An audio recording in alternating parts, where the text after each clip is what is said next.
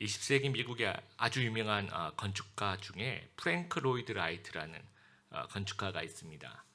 2000년 미국 건축가 협회에서 21세기를 맞이해서 20세기의 그 10대 건축물을 선정을 했는데 그 10개 중에서 무려 4개가 프랭크 로이드 라이트의 작품이었습니다.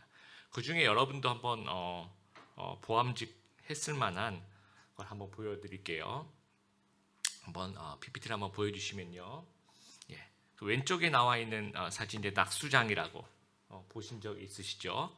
그 밑에 있는 건 뉴욕 구겐하임 미술관입니다.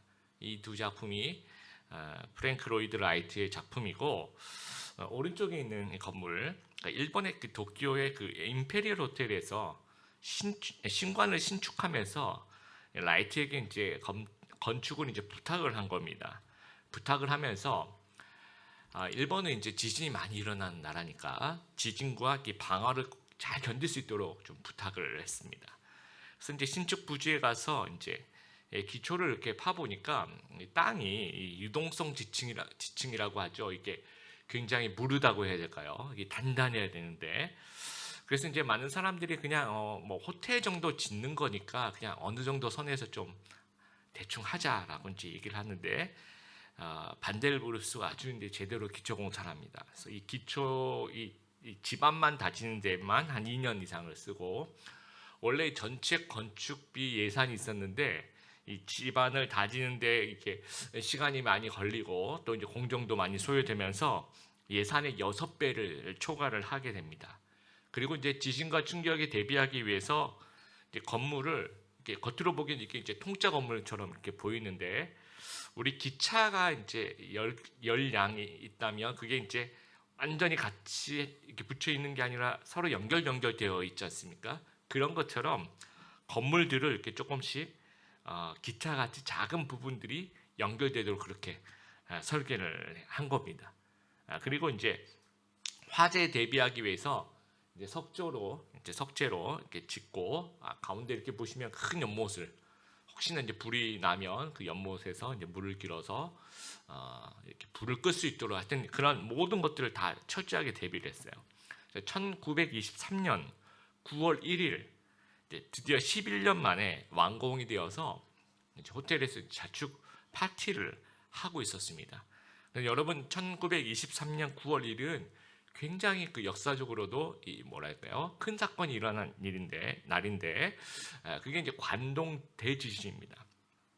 이날 이제 자축 파티를 하고 있을 때 일본의 관동 지역에 이제 지진이 일어나면서 도쿄를 강타하게 됩니다. 규모가 이제 뭐 한 8.3 정도 되지 않을까 추측을 합니다. 이 지진으로 인해서 14만 명이 사망을 했다라고 추정을 하고요.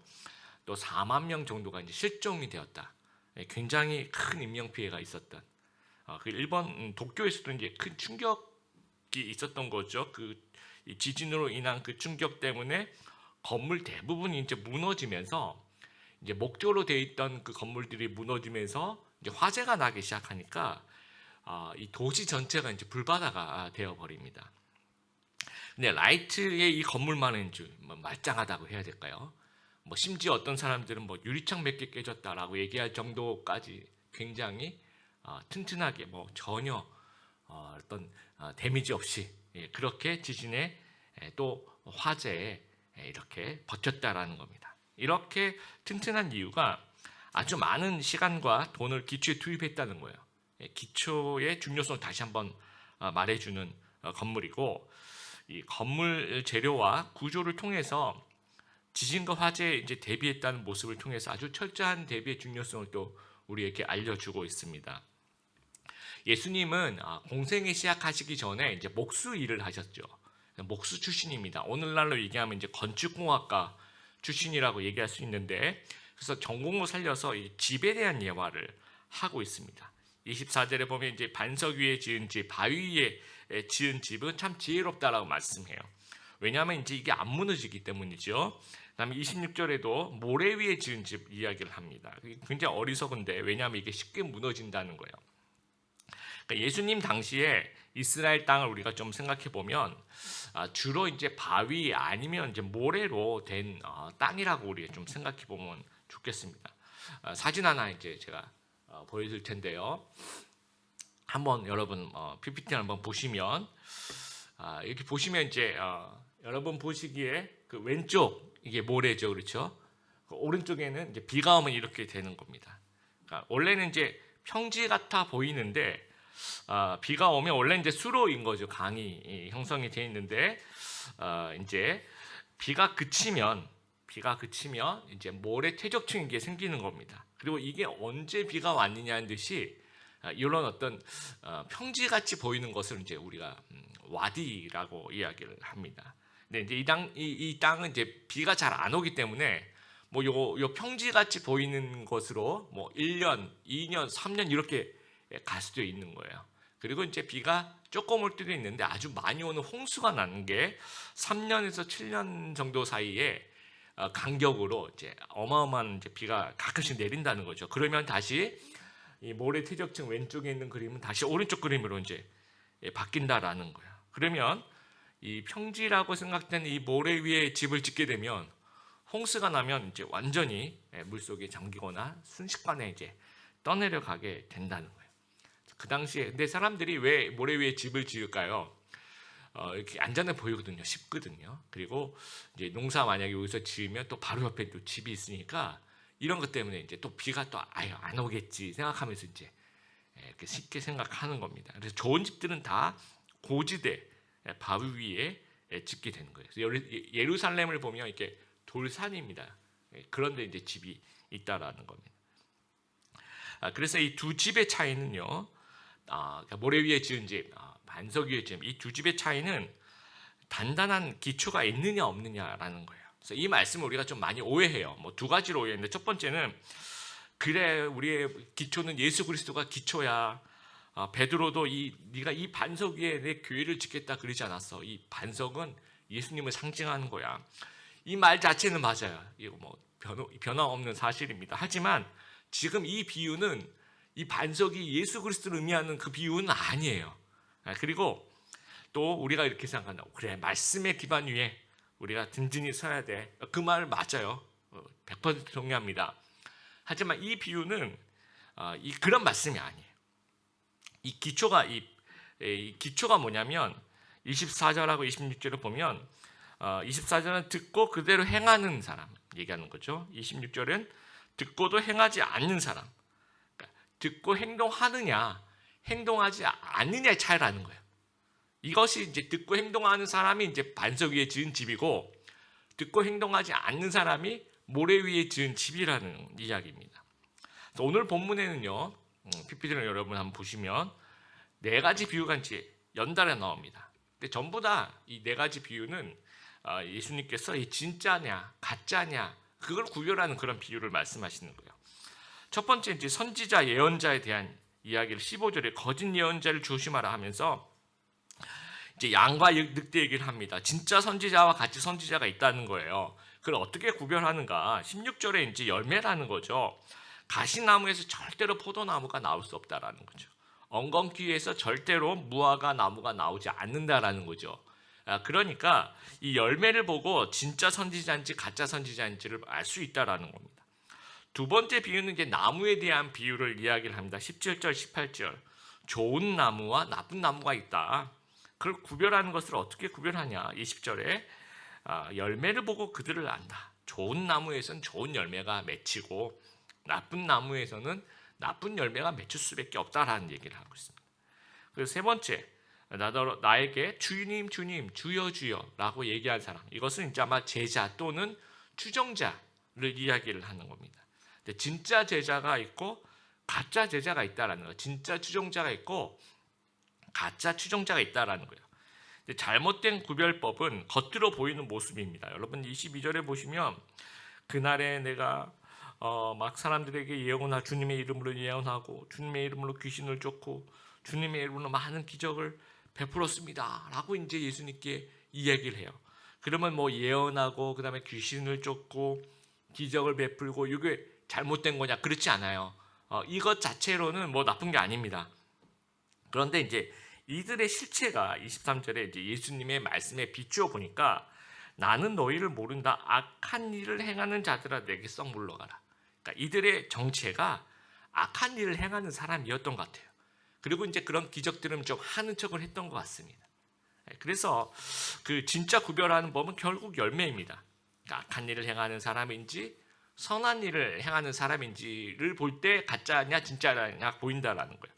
그리고 이제 마지막 네 번째 비유가 이제 집에 대한 비유를, 튼튼한 집과 무너지는 집에 대해서. 공통점은 둘 다 들었어요. 그 말씀이 존재합니다. 잘 들어요. 그런데 차이점은 듣고 어떻게 했느냐의 차이점인 거죠.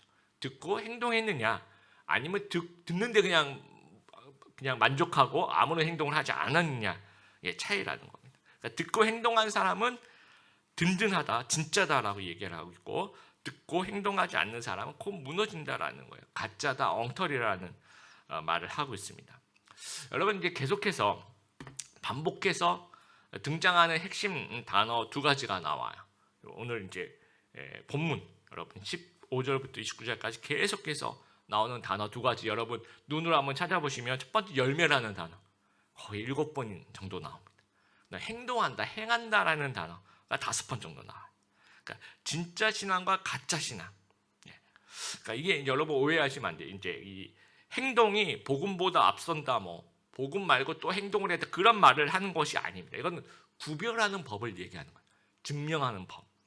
열매와 순종과 행동을 통해서 좋은 나무인지 아니면 좋지 않은 나무인지를 볼 수 있다라는 거예요.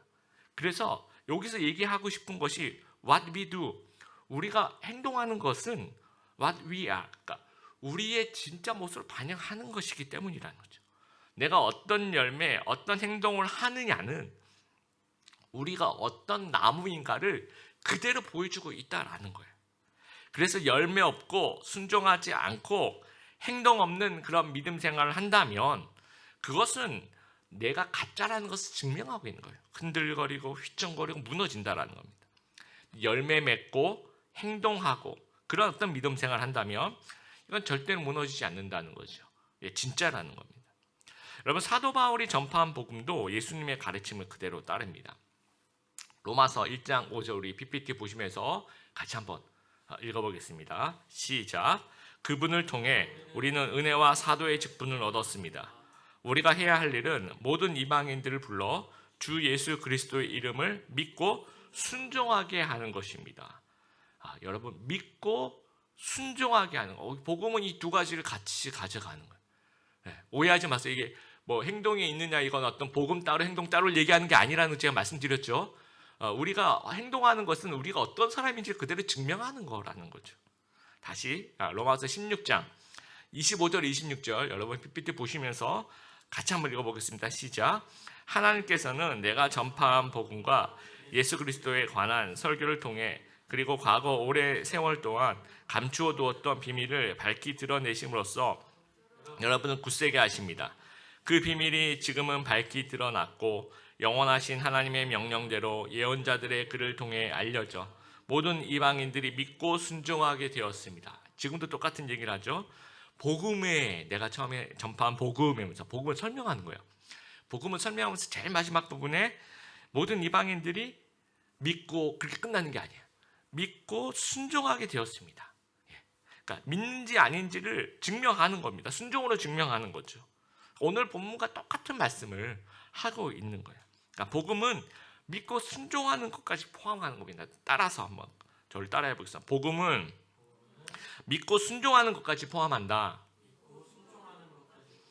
그러니까 우리의 신앙이 믿고 순종해야 된다라는 거예요. 그래야지 참 신앙으로서 증명이 되는 것이고, 그것이 하나님 보시기에 반석 위에 지은 집이라는 말씀을 하고 있습니다. 여러분, 진짜 신앙생활은요 반드시 순종과 행함과 열매를 동반해요.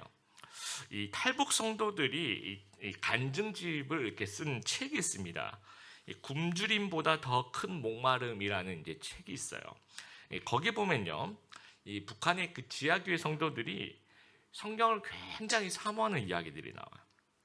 그리고 이 성경 한 권이 너무 귀한 거예요. 왜냐하면 이게 잘못 반입하고 그러다 이제 적발이 되고 그러면 큰일이 납니다. 목숨을 정말 잃어버릴 수가 있어요. 그래서 목숨 걸고 성경을 반입을 하고 목숨 걸고 성경을 읽는 거예요. 근데 너무너무 귀하니까 이 성경을 이제 열심히 읽는데 그 한 지하 교회에 드디어 이제 성경 한 권이 반입이 되는 거예요. 근데 이제 우리 성도들은 또 많고 이 성경 한 권이 있으니까 내가 다 읽고 돌려줄게 그러면 여러분 성경 한 권 다 읽는데 얼마 정도 시간이 걸리세요? 어떤 분은 10년, 어떤 분은 뭐 5년, 빨리 읽으신 분은 저도 1년에 한 3번 정도 읽습니다. 그러니까 제 속도에 맞추면 그래도 한 4개월은 기다려야 되는 거죠.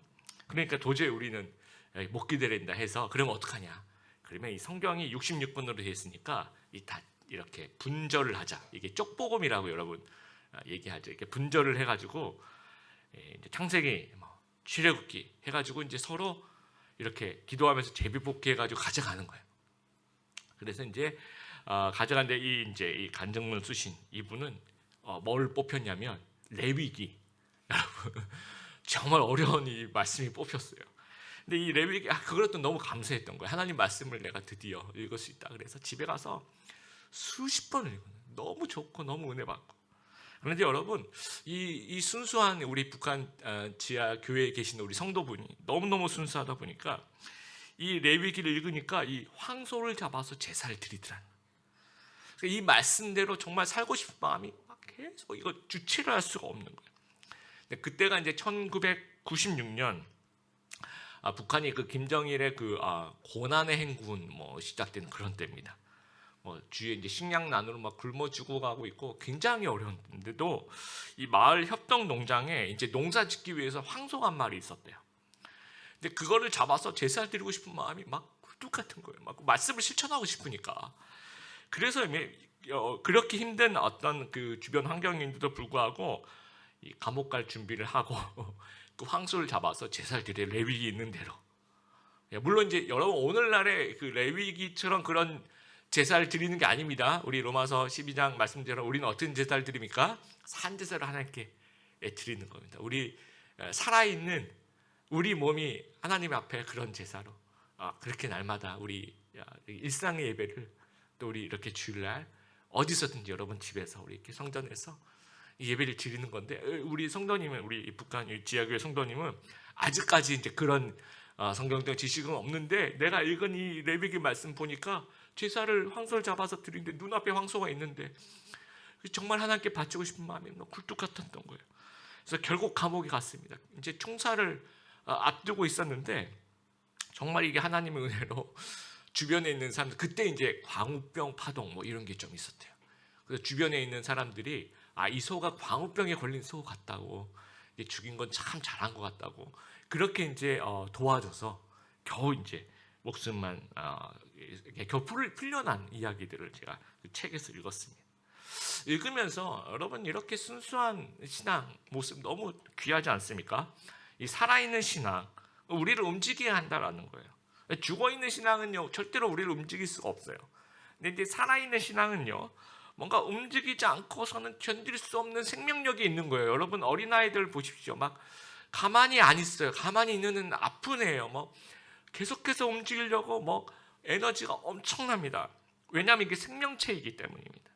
그래서 이덕주 교수가 쓴 한국교회 처음 이야기 보면 이 100년 전에 그 한국의 초대교회 모습들을 이제 잘 묘사하고 있는데 대부분 이런 분들이에요. 이렇게 말씀을 읽고 실천하려고. 그래서 어떤 분이 이제 마태복음 19장 21절 내가 가진 것을 다 팔아 가난한 사람에게 나누어라 이 말씀을 이제 계속 묵상하면서 그래 내가 이 말씀들을 실천해야겠다. 이분이 이제 아마 이 마을에서 막 유지 정도 됐던 것 같아요. 그래서 본인에게 이제 그 가난한 백성들이 먹고 살기 힘드니까 돈을 빌려간 그래서 이제 양식을 사는 그런 사람들이 정말 많았다고 합니다. 근데 이 말씀을 실천하고 싶어서 마을 사람들 다 모아가지고 이제 여러분들은 제가 이 말씀 보니까 제가 여러분들에게 이 빚을 다 탕감하겠다. 오늘부터 빚 없는 걸로 하자. 이제 이런 간증들이 있다라는 거죠. 또 어떤 사람은 마태복음 16장 24절 자기 십자가를 지고 나를 따르라. 그랬더니 아까 그 북한 지하교회 성도처럼 그래 하면서 이제 십자가를 만들어서 그것을 진짜 어깨에 지고 황해도에서 서울까지 며칠이 걸렸을까요, 여러분? 정말 그 오랜 시간을 그렇게 걸어서 순례길을 걸어갔다라고 합니다. 여러분 어떻게 보면 좀 그렇게까지 할 필요 없는데 그렇게 생각이 될 수 있어요. 그런데 그러니까 여러분 뭐 내일 이제 출근하실 때 십자가를 메고 출근하라는 얘기가 아니, 이건 무슨 얘기합니까? 정신을 얘기하는 겁니다. 우리에게 이런 정신이 있느냐는 거죠. 이런 실천의 정신이 우리 안에 있는가라는 거죠. 우리에게 이런 실천의 정신이 있다면 우리는 살아있다라는 것을 증명하는 거예요. 아닌 경우에는 변명만 계속 늘어나는 거죠. 이건 이것 때문에 안 되고, 이건 이것 때문에 안 되고. 아주 유명한 그 마시멜로 이야기 여러분 잘 아실 거예요. 더운 여름 오후에 나뭇잎 위에 세 마리의 개구리가 이제 앉아 있습니다. 그 중에 한 마리 개구리가 크게 소리칩니다. 나 너무 더워. 그래서 물속에 뛰어들 거야. 그리고 이제 그 책에서 질문합니다. 자, 그러면 이제 몇 마리가 나무 위에 남아 있을까요? 그럼 우리는 한 마리가 물속에 뛰어든다고 했으니까 물속에 뛰어들면 두 마리가 남아 있을 거라고 생각하는데 정답은 세 마리 그대로 있다라는 거예요. 자, 이게 무엇을 얘기합니까? 결심과 실천은요 전혀 다른 차원이라는 겁니다.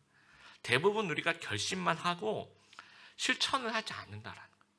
그러니까 현대 교회의 모습이 이제 정말 그러니까 요즘 우리 현대 교인들의 그 모습이 혹시 그 실천 없는 개구리 신자 같은 모습, 그게 우리의 모습이 아닌가 좀 생각해 보길 바래요.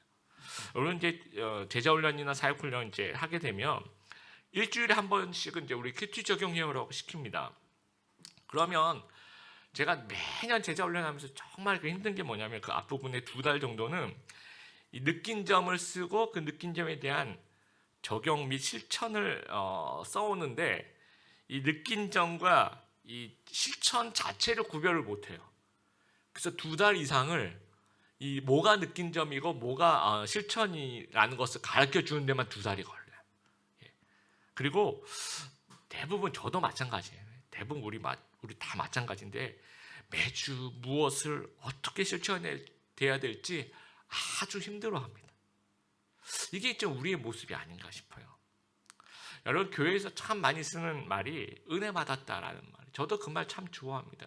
그래서 그 말 자체는 문제가 없다라고 생각해요. 되게 좋은 말이에요. 근데 그 이후에 실천이 만약에 없으면 아무리 은혜 받아도 그냥 모래 위에 지은 집이 되는 겁니다. 그래서 여러분들 막 그런 어떤 주위에 유튜브에 어느 분 말씀이 좋은데 내가 꼭 찾아 듣고 막 그래서 나는 홀리하다라고 생각하는 거예요. 예. 저는 동의합니다. 홀리합니다. 그런데 그 좋은 말씀을 듣고 실천이 없이 거기서 그친다면 그냥 모래 위에 지은 집인 거예요. 국내 최고의 말씀을 난 인터넷으로 에브리데이 3시간씩 들어요. 그러니까 나는 홀리해요. 그럴 수 있다고 생각합니다. 그런데 거기서 멈추고 실천이 없으면 모래 위에 지은 집이 되는 거예요.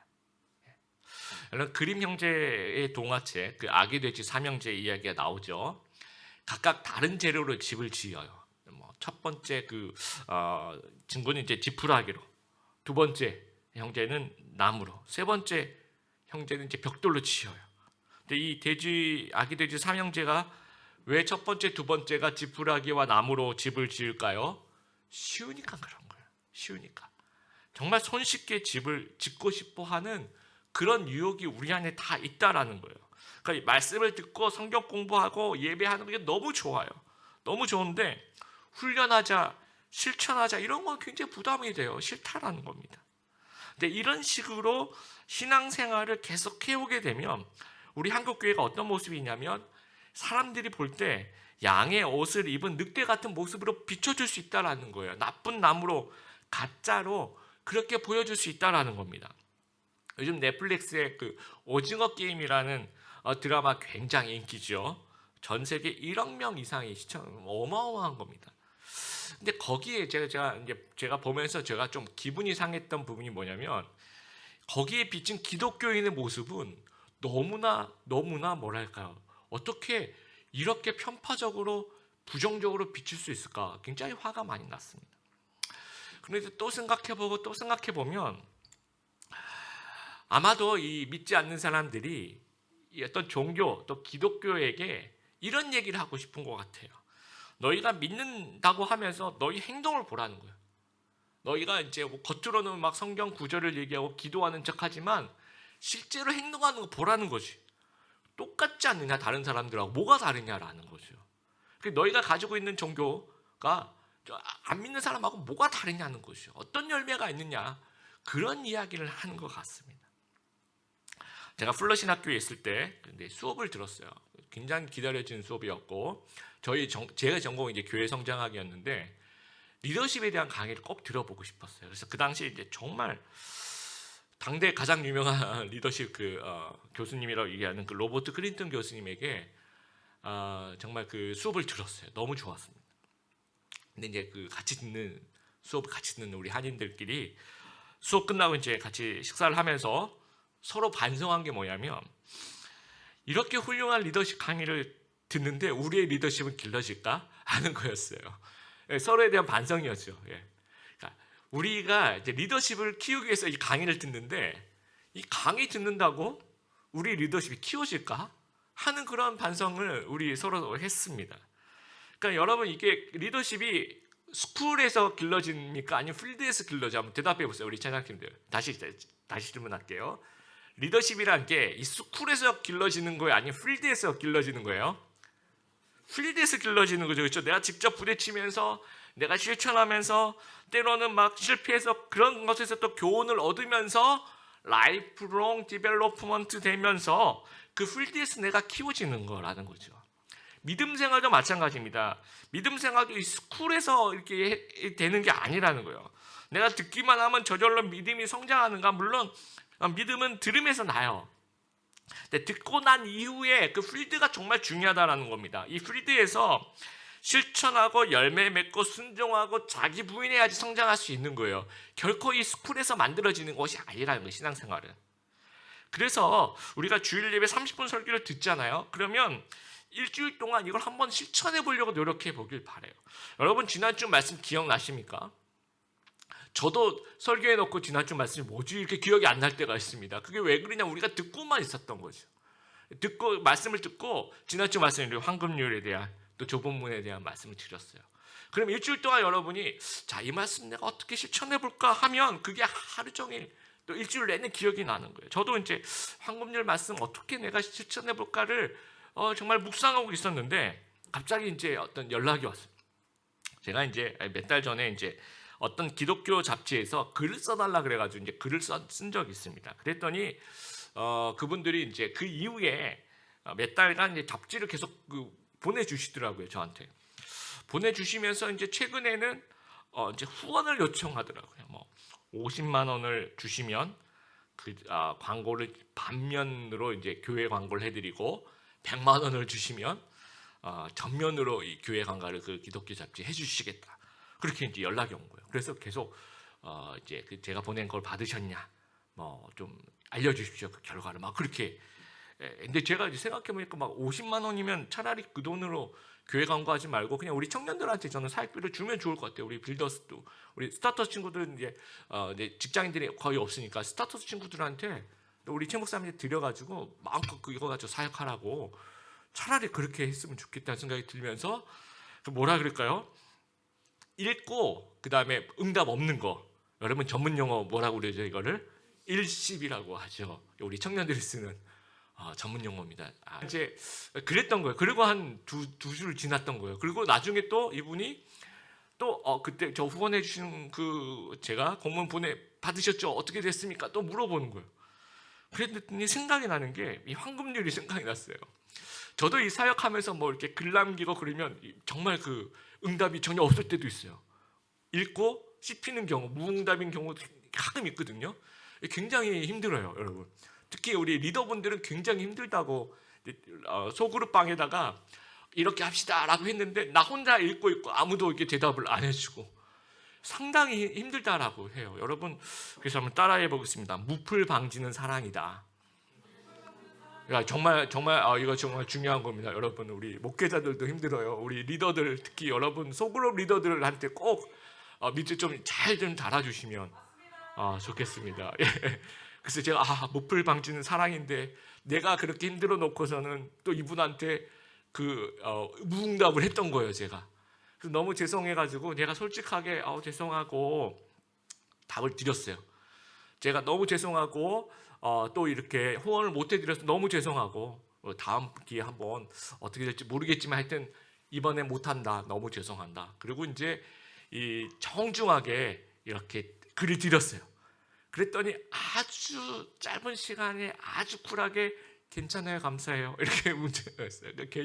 제가 괜히 걱정했던 거죠. 혹시나 거절하면 이분이 힘들어하실까 이렇게 제가 괜히 걱정했던 것 같습니다.